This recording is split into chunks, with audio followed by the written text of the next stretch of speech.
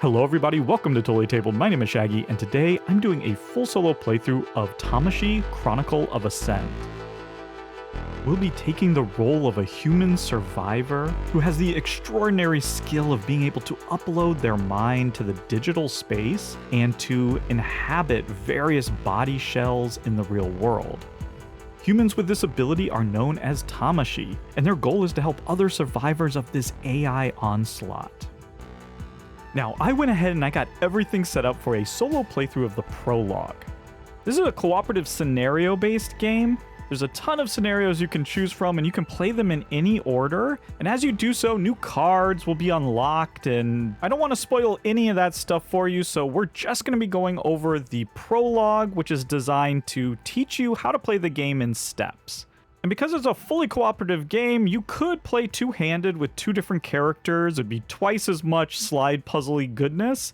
I've decided to show off the fully solo mode, where you just have one character and the Jordan bot, which is just this card that you set up. They have 5 slots here for batteries.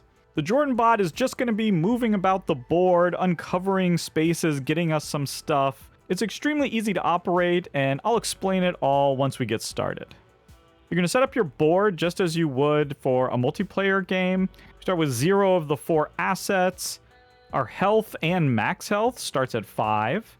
We get a core data token that matches the color of our board. And because we're playing the Prologue, we don't have a trace track token yet. That'll get introduced shortly. And then we fill our draw bag with 3 of each of the 4 different types of tokens, as well as an extra blue token since that's our core data type.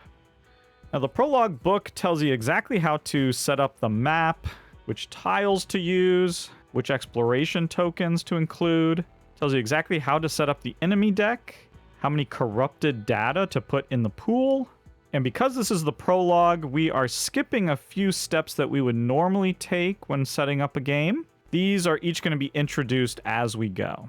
And it tells us right here, we're going to be using the A set of scenario cards, which are right here. And then on the back, it has all the special rules that we're going to need as we play. So with that all done, let's go ahead and get started. Don't worry if you don't know how to play, because I'm going to teach the rules as we go, as I always do. Your memories are blurry. You're unsure what you were doing or who you are. But 2 feelings compete in your heart. One of pure horror and failure, and the other of accomplishment, of a job well done. You don't like it. You don't like it at all. Amnesia is a common start to many stories. Why did you start remembering things at the exact moment something interesting happens? Maybe your bored past self finally found a moment they want to live in? It's an odd sensation. Your consciousness is lost in the cloud, trying to find an anchor in the senseless void. You spend weeks suspended in the ether of the net. Bodiless minds wandering in search of a vessel to inhabit. You keep trying and failing and trying again. Sometimes you give up just to begin the search with redoubled effort. Then, finally, you find some abandoned husks to make your own. You establish a connection and stream your mind into the awaiting brain. When it's done, you take a moment to marvel at the pleasure of having a tangible form again. It is time to check on the world that forsook you. So the first thing we're told to do is to read the top card of the scenario deck, A1. After shaking off the dust and adjusting to your new surroundings, you take a moment to stretch and revel in the sensation of touch and movement. As you walk around the apartment, you realize that you're alone and the world outside is eerily silent. Neon lights illuminate the streets in shades of blue and magenta, advertising unknown products, but there's no sign of life. With a growing sense of unease, you scour the apartment for clues and stumble upon an ancient handwritten note that leads you to a shelter. Although you're uncertain of what it means, you're desperate for answers and decide to follow the trail. Perhaps the shelter holds the key to unraveling the mystery of this quiet and desolate world. On the card, it shows an immediate effect. It tells us to set the time marker to 6 minus the number of players. And since we're playing a solo game, that's just 1. So we're going to set our time track to 5. It then tells us to read the scenario sheet instructions for A1A. So we would look on the back of our scenario sheet at A1A. It's telling us to read some rules, which I'm going to teach you. So we don't need to read those right now. And then we just have to flip this card over, set it in the scenario card slot, and it gives us our goal, which is to go to the shelter. At the beginning of this scenario, we start in the damaged district. We have the shelter over here and a bunch of unknown districts between us. So in order to complete this card and move on to the next one, we need to get to the shelter.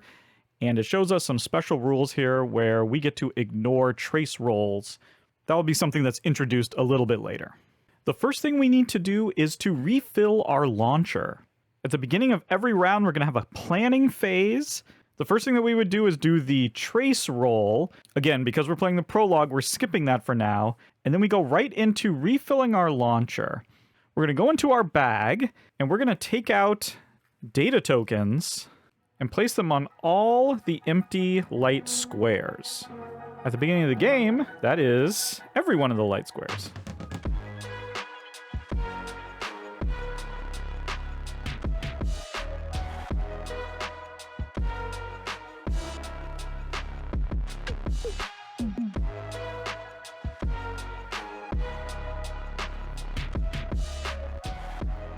There we go. Now keep in mind at the beginning of the game, these spaces here are locked off. We'll be able to upgrade and unlock those in the future if we so desire. And now we get to program the data on our launcher. Right now, the walker body that we're in has a programming of 4. That means we can do 4 manipulations of these data tokens, either sliding them to an adjacent orthogonal space, can't go diagonal, or if 2 data tokens are adjacent to each other, you can swap them for 1 programming. And we're going to be wanting to move these around to create different patterns in order to do attacks and get different resources. Right now at the beginning of the game, we're mostly just trying to make these basic patterns. As you can see there, 3 greens in a row will gain us 1 shield asset. We use shields to defend ourselves from attacks. 3 blues in a row will give us 1 memory asset. Those will be used for different upgrades. 3 red in a row will give us 1 power. We spend power assets in order to get more attack dice during combat. And 3 yellow will give us 1 reroll asset, which again, we can use to reroll any dice that we roll, particularly in combat, but also in other situations. And there's also an experience pattern that is just 1 of each type in a row, blue, green, yellow, and red. That's one way we can get experience. We also get experience by killing different enemies, and we spend experience for various different upgrades as well. Now keep in mind, anytime we're creating these patterns, we can rotate them however we want. We cannot mirror them.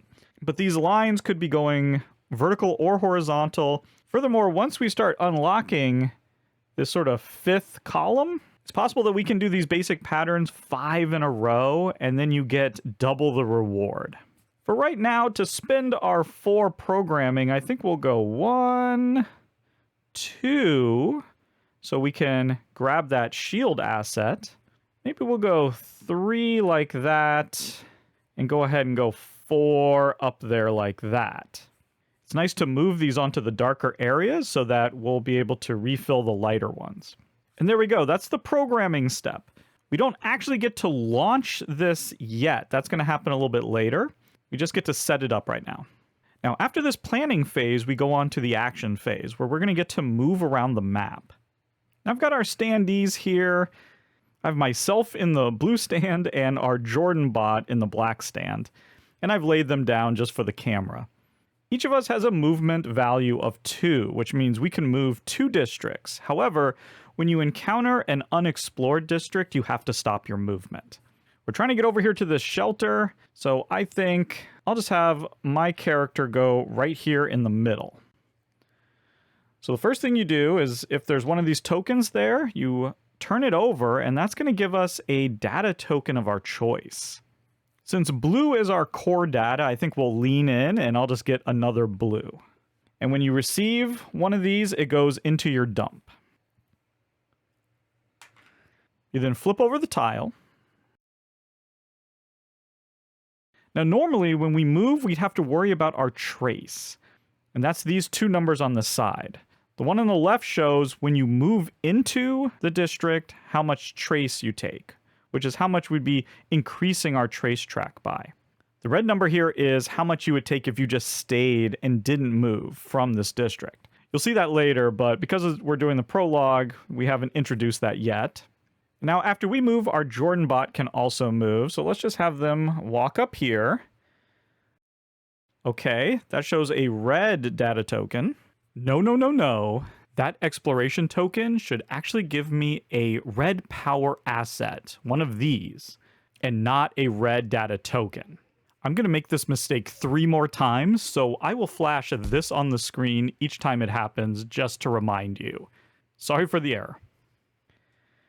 And anything that the bot collects, we get to keep. And there we go. We found an abandoned shack. They found a server farm. After we're done moving, we can activate one of the district tiles that we're on.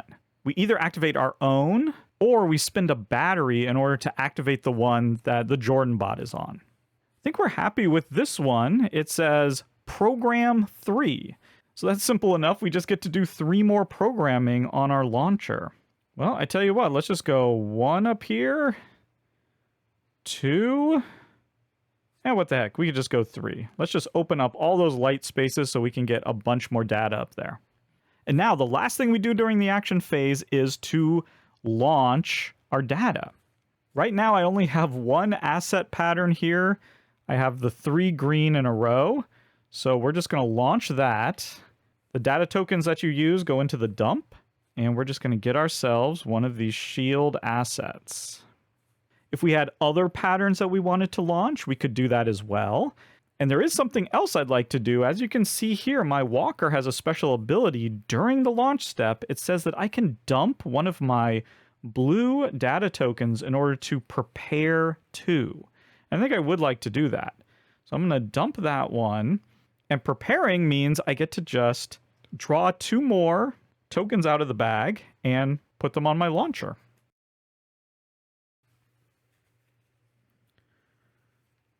So there's 1, and there's 2. When you prepare, you're allowed to draw all of your tokens out and then place them on your board rather than doing it one at a time. So that's always helpful. I think I'll just go ahead and go like that. There we go. Nice. Now we're prepared for next round. The next step that we do would be a combat phase, but right now there are no enemies, so we don't have to worry about that. I'll describe that when we get to it. And the last phase is the quest phase, where we look at the back of our active scenario card. We first check to see if there's a player activity step. Right now we don't have that, so we move right on to the world activity step. Here it's going to give us some conditions. Right now it says that if all players are on the shelter tile, you arrived at your destination. Well, that if is not true. So we're going to skip down to the otherwise, and it tells us to reduce our time by 1. So we just move the time tracker. And if it were to get to 0, we would have to draw a certain card out of the scenario deck. It's not at 0 yet, so that's it.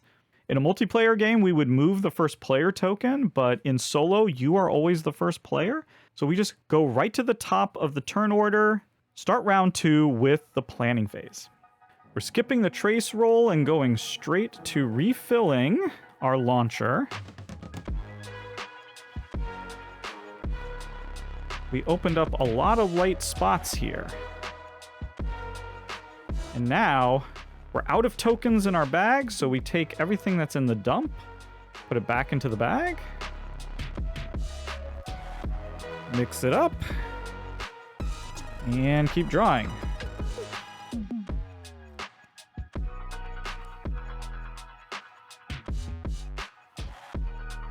We almost have every one of our tokens out.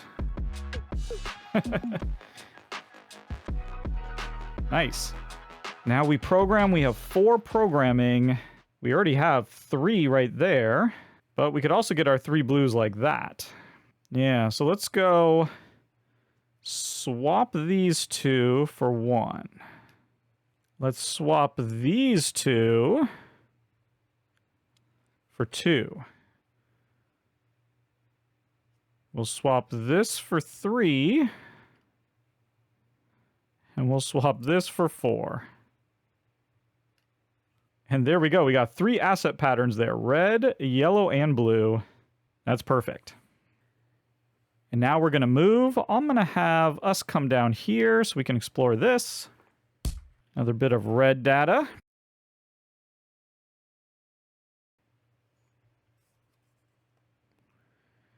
And the power plant. And then we'll have Jordan come up here. Yellow data. And the mainframe. So now we can use one of these. The mainframe would just let us prepare one. The power plant here says launch 1 basic asset pattern and gain +1 asset of the same type. Perfect. So which one of these do we want double of? I'm thinking blue, actually. Yeah, let's get some of that memory. So we're going to use the power plant. We're going to launch this basic pattern. And instead of getting 1, we're going to get double that. And now we just get to launch things. So we're going to launch this yellow. Get one of those rerolls. And then we'll launch this red and get a power.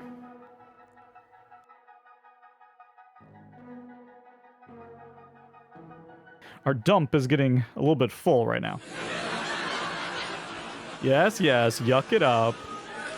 I'm going to be saying dump a lot. I'm going to be adding stuff to my dump. I'm going to be releasing things from the dump. So just get it out of your system now. Yeah, no, I understand. Hilarious. Okay, still no combat. We just move the time down. Start again. Okay, bag's empty. We can just get through this real quick. Ooh, got 3 yellows there. We're getting 4 programming. Yeah, let's just go 1, 2, 3, and 4. That'll be fine. We're moving. Another red, wow.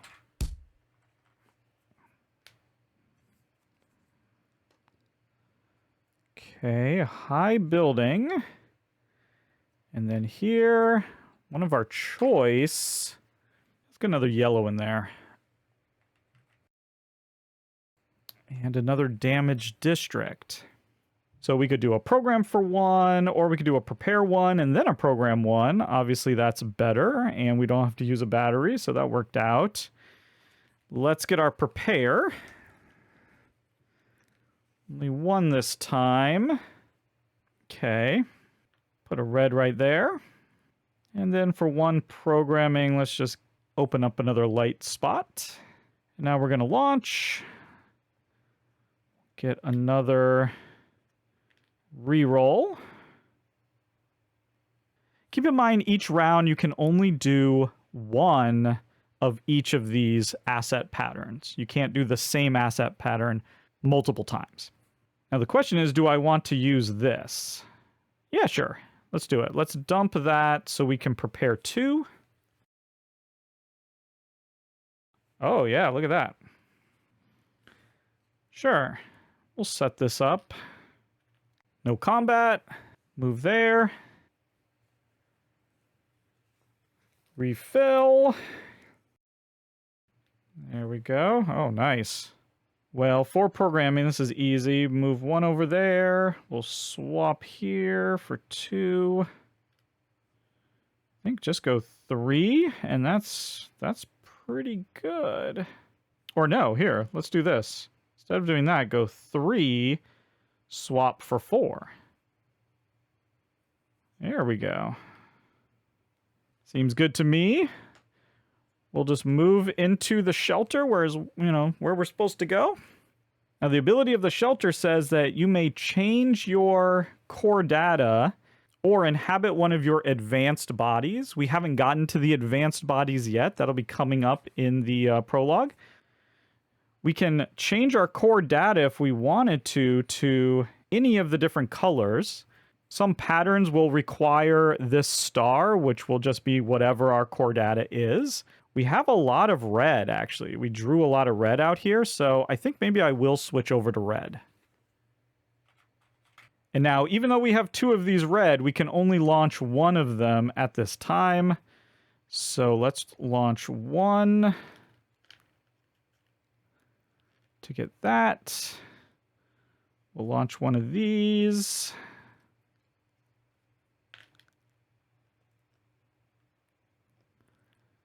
And we'll launch the green. Get some shields. Okay, perfect. And now that we're here, we can look at the world activity. It says, if all players are on the shelter tile, you arrived at your destination. Each player gains a power and a shield and 1 basic data token of our choice. Let's go ahead and get red. We're going all in on red. And then it says to draw card A2.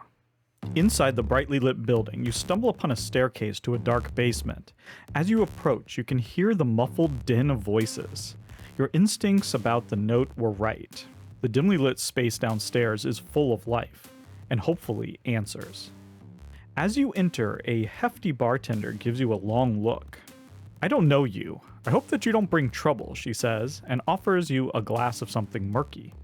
Drink, it brightens minds.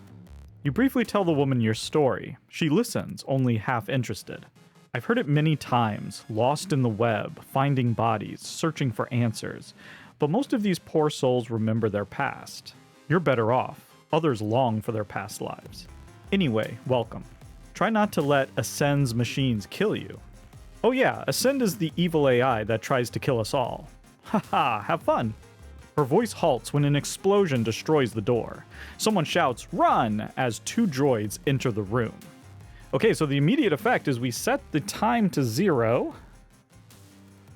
Each player draws and attaches 1 enemy. So we go to our enemy deck.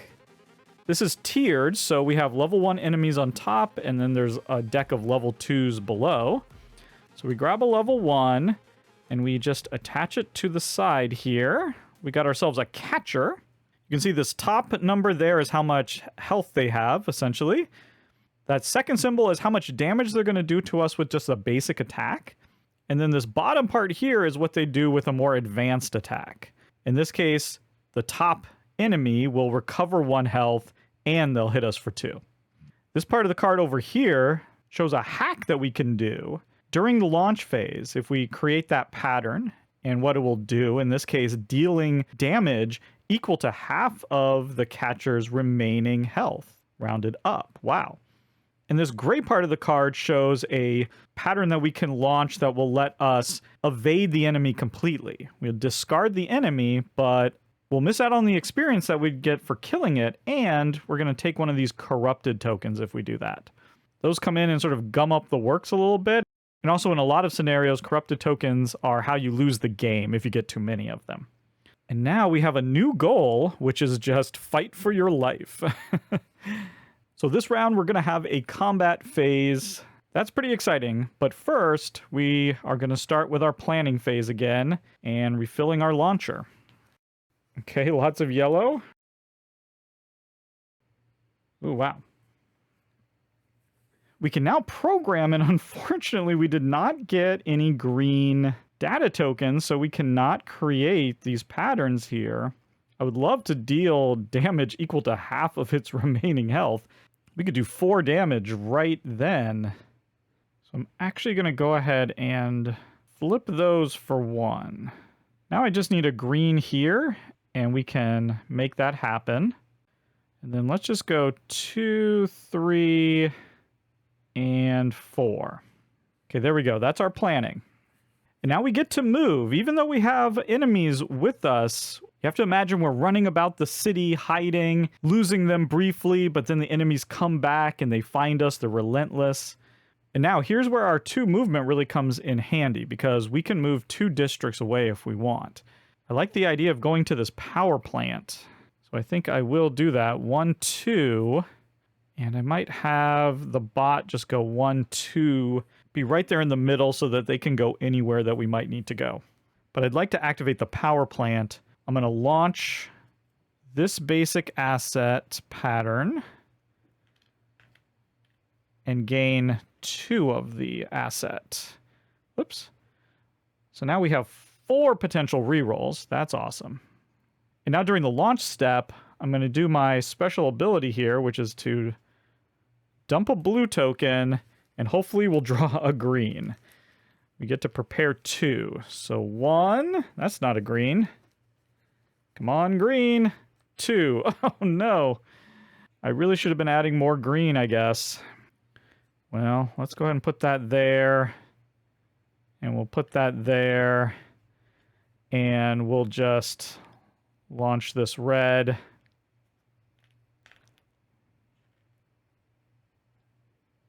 So unfortunately, we weren't able to do our hack. You can see here, though, that the star corresponds to our core data. So in this case, it would be a red, red, green. But that's it. It's on to combat. Now, during combat, you're always going to roll 2 of these purple dice for the enemy. You want one of them that has these numbers, go from 1 to 3, and then there's also a blank side. Then you're going to want to get one of these hit dice that shows symbols for both a basic and an advanced attack. Along with that, we're going to roll dice based on our attack value, which for our walker is just 1 die. But at this point, we could spend as much power as we want to add dice to this roll. I say, let's go ahead and just spend 2 power and get 2 more dice. So there we go. We're going to take all of these and roll them.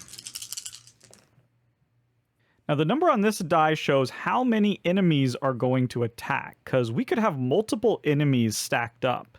In the case of 3, that would have been really bad if we had multiple enemies, because that means up to 3 of them would have attacked us this round.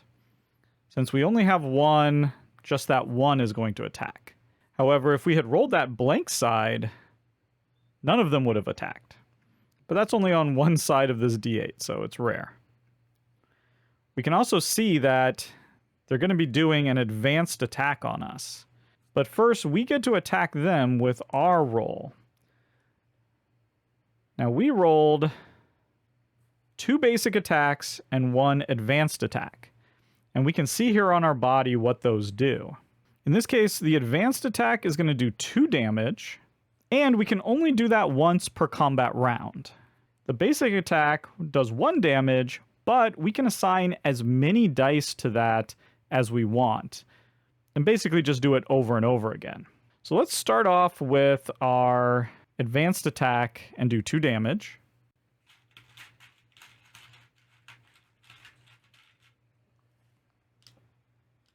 Unfortunately, the catcher is also going to do an advanced attack, and there says that the top enemy recovers 1 health. Right now, they're the top enemy, so they heal 1, and then they damage us for 2. Now, we could take that 2 damage. This is showing sort of our maximum health, and this shows like how much health we have. If we reach 0, we don't die and lose the game automatically. We reset. But instead of taking that hit, I think I will use my shields to block that damage. Now, when you use your shields, it's all or nothing. You either have to block as much of it as you can, or none at all. So in this case, we'll block the 2. We'll still have 1 left, and take no damage. And now it goes back to us. We'll spend both of these basic attacks to do 1 each, hit them for 2 more.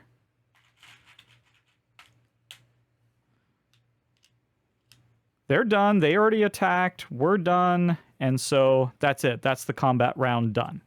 They still have 6 health left, but hopefully next time we'll be able to hack them and hopefully destroy them by the next round. The scenario card tells us that if we have an enemy attached to us, nothing happens. So we really need to kill this catcher. Okay, for programming 1, that will create this hack. Perfect. We can probably just go 2, 3, and then let's go 4. And honestly, I don't feel like moving at all. I think we'll just stay where we are.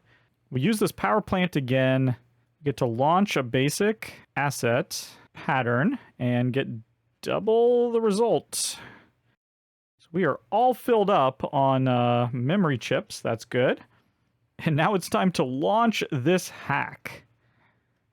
So we use our core data type, which in this case is red, then a red, then a green.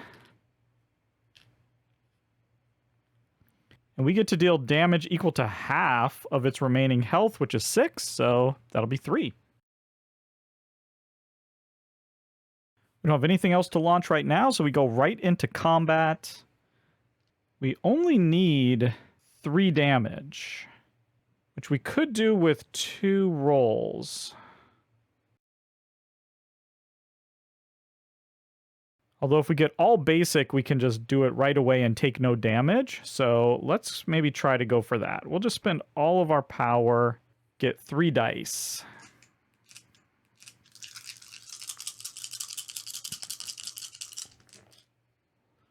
Oof, okay.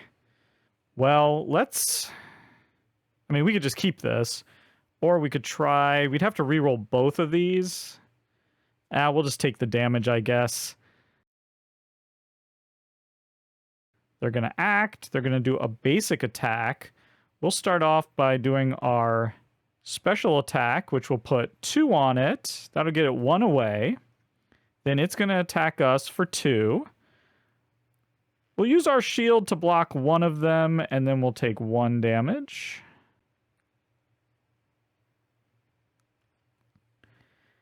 And then we'll use this to get the final hit, which will destroy it. And anytime you kill one of these enemies, you get an experience.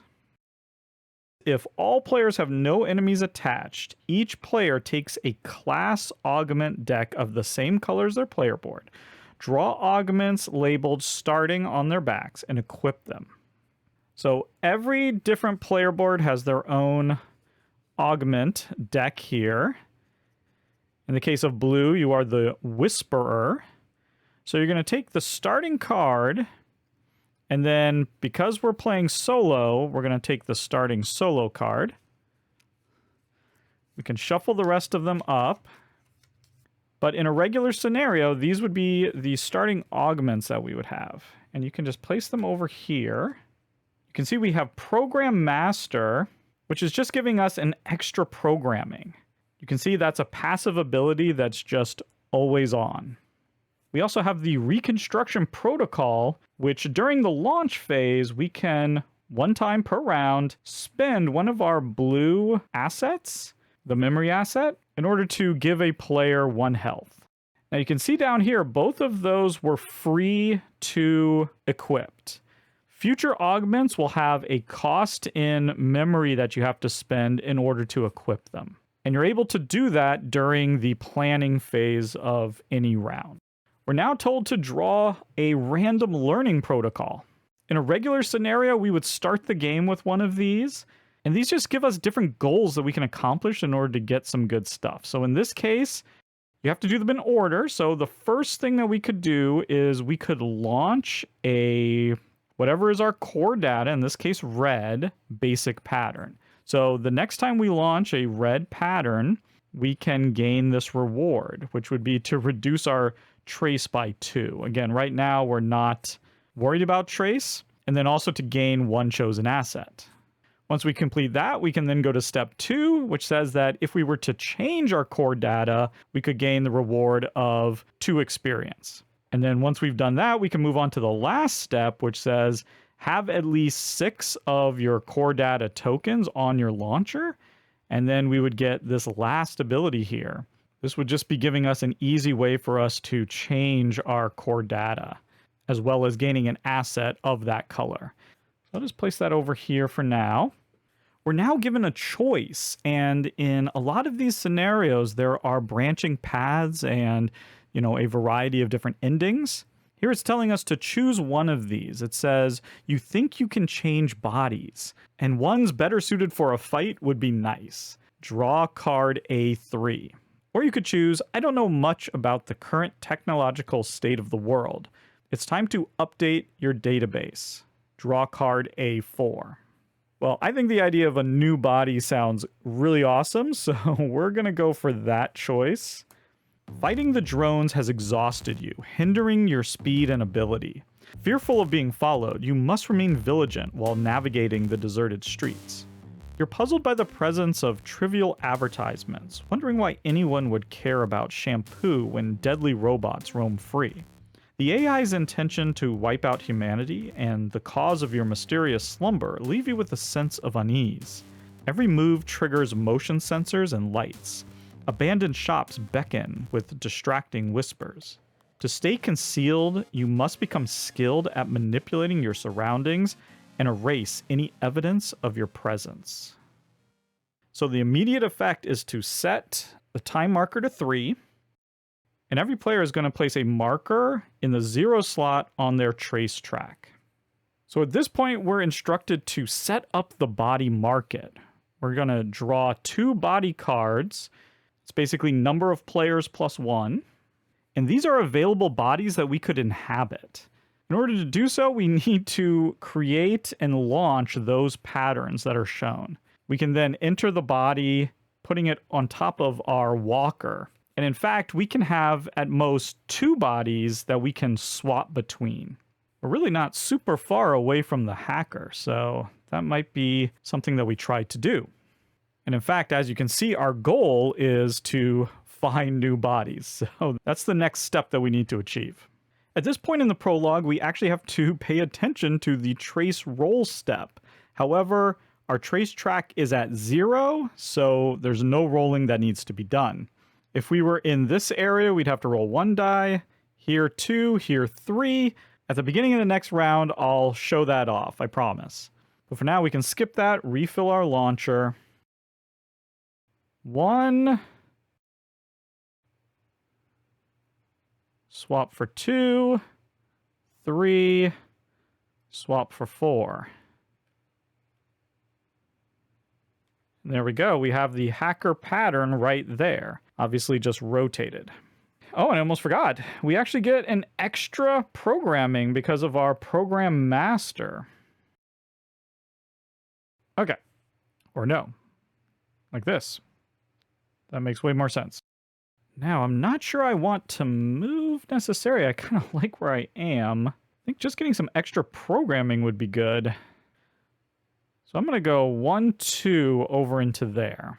And we'll leave the Jordan bot right there. They're fine.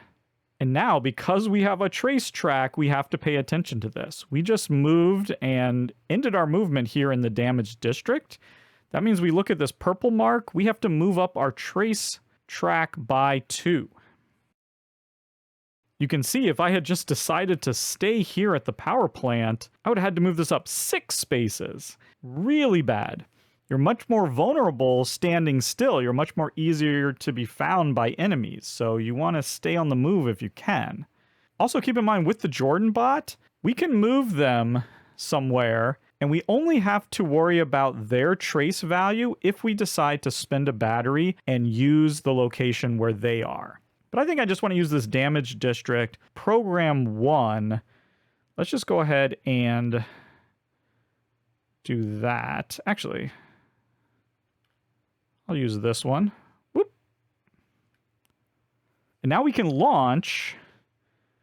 I'm going to launch this.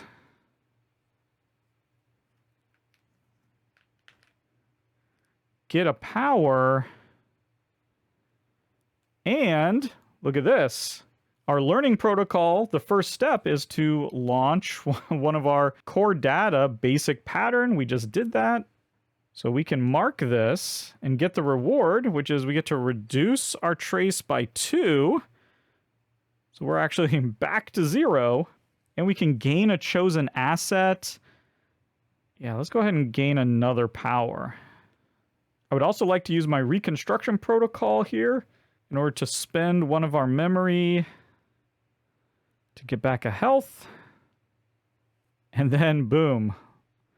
Let's launch ourselves into that hacker body.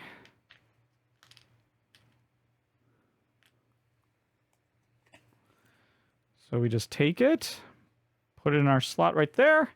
And now we have a move of 3. We have an attack of 2. We have a programming of 6 plus 1. So 7, that's incredible. And this awesome passive ability that when we gain a data token, we can place it directly onto our launcher rather than in our dump. Incredible, incredible. So we're going to refill the body market. And let's go ahead and change our character here. So I think we're done launching. We have no enemies, so there's no combat phase. And we've completed our goal. We have found a body. It says, all geared up. You feel decently prepared to tackle upcoming challenges. Each player gains 2 experience. 3 memory. Okay, we maxed out there. We get to draw 1 class augment card. We got memory ripoff. This is something that we can do during the combat phase. And look at that. It's an alternative advanced combat action that we can take. And because it has that little circle around it, that means that's something that we can do over and over again.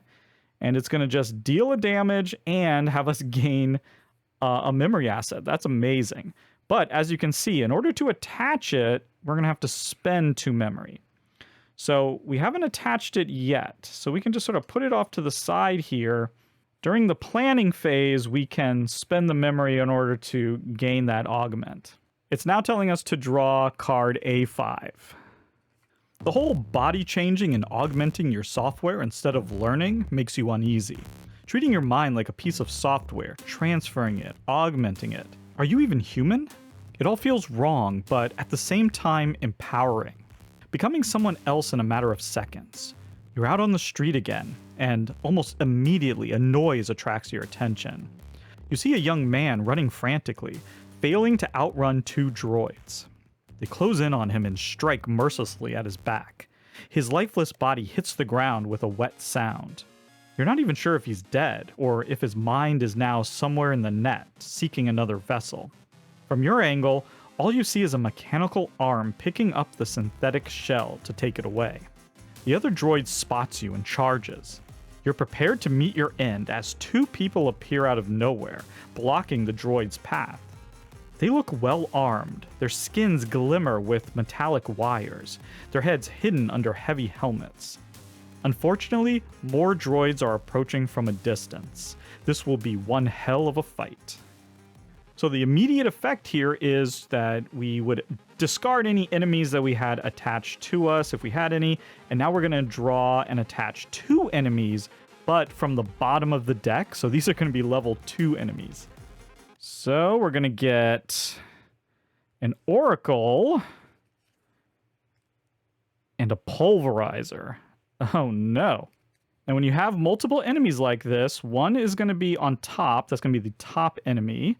And then you're going to have ones that are below it with just this part of the card exposed. And basically we have a simple goal, which is to defeat both of these enemies, either by destroying them or by repelling them, which again is that gray area. Once we've either destroyed or repelled both of them, then we'll get to move on. But for now, we go back up to the planning phase. We would do a trace roll, but again, we're at 0 trace. We managed to get rid of any troubles, so luckily these are the only enemies that we're going to have to deal with. Just so you know how it works, let's say our marker was like right here. You can see there it shows 1 die, so we would just take 1 die, roll it.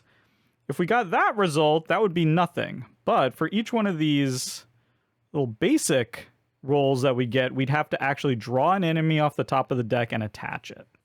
If you manage to roll an enemy, then you reset your trace level back to 0. But if you don't roll an enemy, you leave it where it is. And if this were to ever get to the top of the track, you would immediately draw 2 enemies and then reset.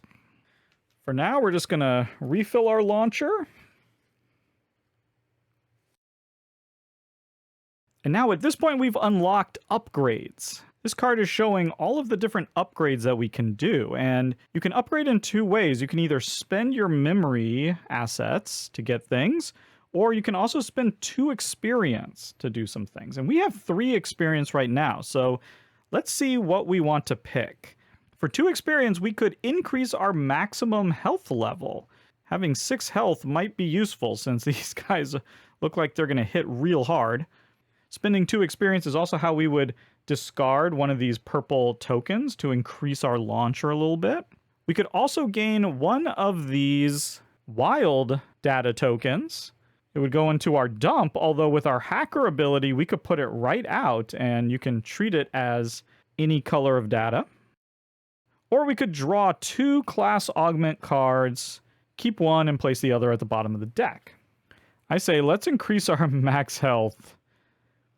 So our max health goes up 1 and we get to move our current health up 1 as well. I think we're going to need that health for this battle. And now we have a bunch of stuff we can spend our memory on, and we're filled up, so we might as well. So the first thing we can do is we can spend a memory in order to discard 1 data token from our launcher. We can also use it to gain a basic data token and place it in our dump, although with our hacker, we'd get to place it right out. And then we can also use it to equip our augment that we have. Now, I definitely want to do that. So that's going to cost 2. There we go. So now we have this memory ripoff. Hopefully that'll come in handy. Now, I think we definitely want to gain some tokens here. We have the green. We probably want some red. So I'm going to move this down, get a red token. Normally it would go into the dump, but because of the hacker, whoops, I can place it on the launcher. I'm going to be moving this over to do that. Let's go ahead and place a red there. And I don't know, I might just get a bunch of red. I get another red. Put it here. And then, yeah, you know what? Another red. And we'll put it right here for now. Okay. Or no. And put it here. So there we go. That's all of my upgrades. I still have my programming, and I have a ton of it. I have 7. 6 plus 1. Definitely want to move this over like that, because this is that hack right there. Yellow, a chip of our choice, and then our core data chip. That's going to give us the ability to do 3 damage and roll a die, potentially do an extra 3 damage. Not to mention we have a ton of rerolls, so hopefully we'll be able to do that. That's 1. We also want to do 2, 3. We have 4 more left. I guess I'll just move that there, but I think that's about all I want to do. Now, as far as movement goes, I think we just want to go 1, 2 down to here. That's going to give us 4. 1, 2, 3, 4. That's a lot of trace, but we're not worried about that right now. What we're more worried about is using this power plant and getting 2 shields. We're desperately going to need that. And now for the launch step, let's launch this hack. We could only do it 1 time, so it didn't make sense to set it up twice. But we've done 3 damage.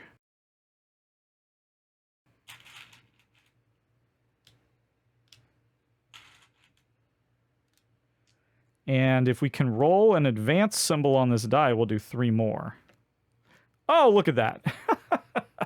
I was going to use rerolls until we got it, but man, we just nailed it. That is 6 damage outside of combat. Love it. Now, we also had the option here of just, like, repelling it, like, getting rid of it that way. That's not as cool as destroying it, and we might have to run away from the Oracle, depending on how much damage we take, but let's see if we can't kill this thing now. It only has 5 health left.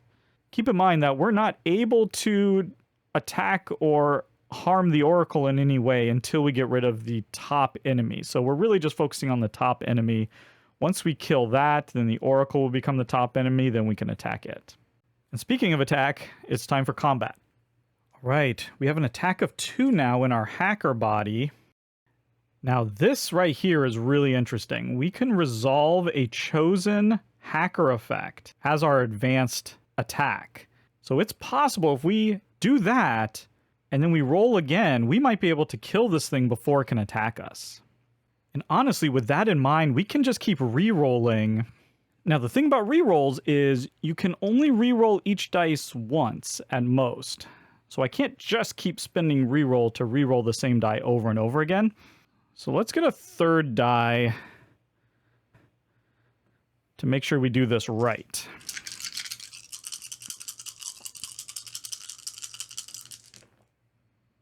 Yes, okay. So here's the thing. We rolled a 2, so that means that the Oracle is going to go and then the Pulverizer. If we had just rolled a 1, only the Pulverizer would go and not the Oracle. And we can see that they're both going to be doing basic attacks. We rolled 2 basics and an advance. So let's go ahead and do that advance right away. We can resolve a chosen hack. We'll do that first hack. That deals 3 damage. And then if we can roll that advance symbol again, we deal additional 3 damage, destroy it right away.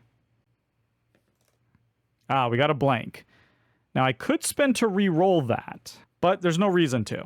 That'll be fine. We'll be able to destroy it next time. Although if we destroyed it right now, then we could use this 2 attack on the Oracle. All right, you know what? Let's give it a shot. Ah, no, didn't get it. Okay, so that was our attack, and now the Oracle gets to attack. Their basic attack is just 2 damage. I'm going to use my 2 shields to block all of it. We then move the die over here to show that the Pulverizer will be next. But now we get to go.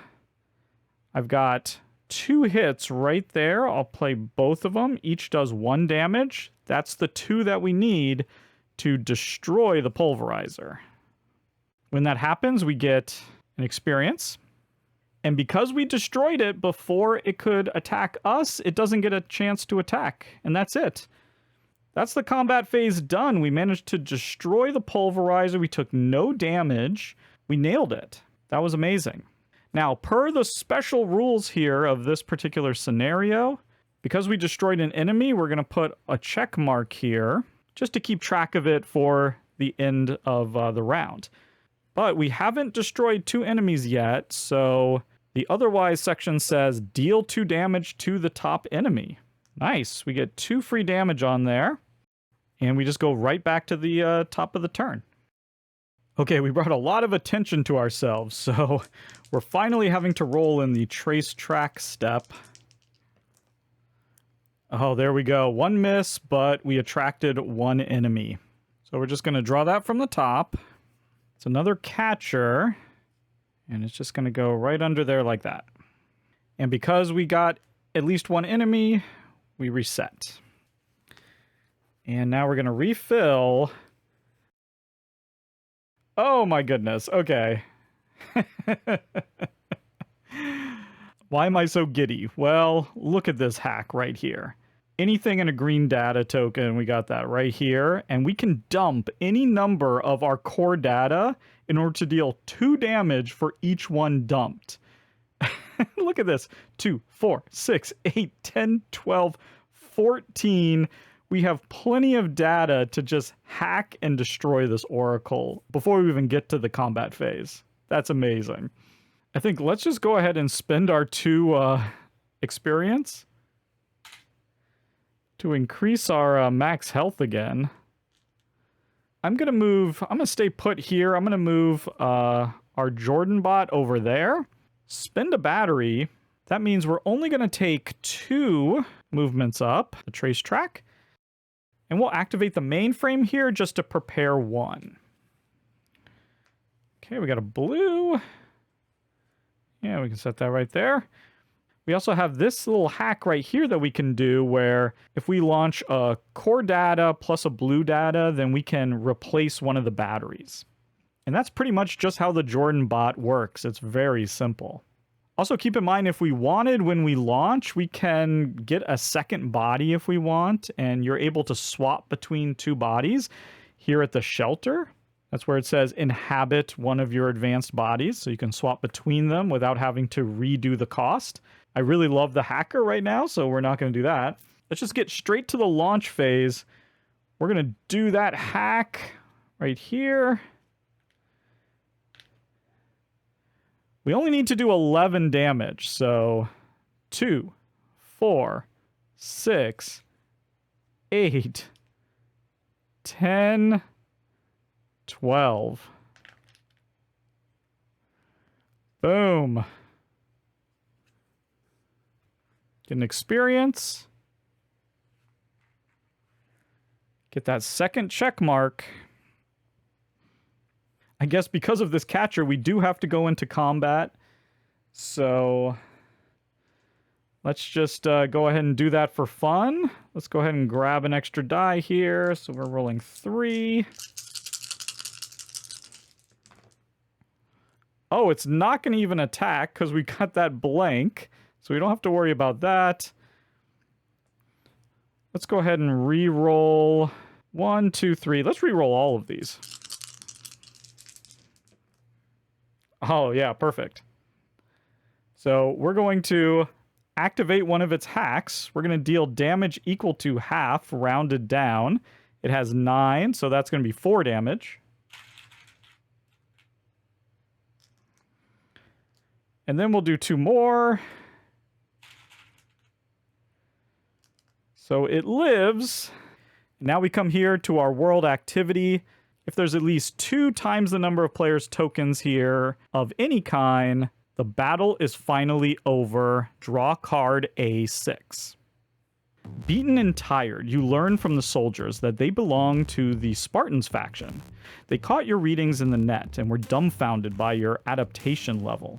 See, when the shell is destroyed, the mine often dies as well. There aren't many who can escape at will. But it looks like you can upload yourselves back to the cloud whenever you want in an instant, one explains, noticing your confusion.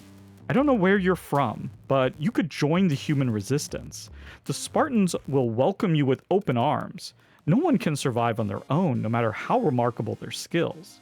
We've been fighting Ascend, the AI, for generations now, long enough that it's all we can remember. There are others, the Ninko, and Seekers, and the Commoners, though they're barely worth mentioning. You should join us. You'd make a great addition, you know? Think about it. We will contact you soon. And there we are, victory! As you can see here, we've unlocked some components. When you organize the game, there's several components that are locked away, a lot of different cards, some tiles. So this is telling us to unlock tiles 5, 6, 7, and 8. And then depending on how we did in the scenario, we'd unlock some different cards. In this case, because we had at least as many check marks as players, then we will get to gain the Learning Protocol AL1. Otherwise, if we had failed or if we had, run away from the enemies more, we would get a different Learning Protocol card. And there you go. That is a complete solo playthrough of the prologue for Tamashii, Chronicle of Ascend. Until next time, thank you so much for watching, and goodbye.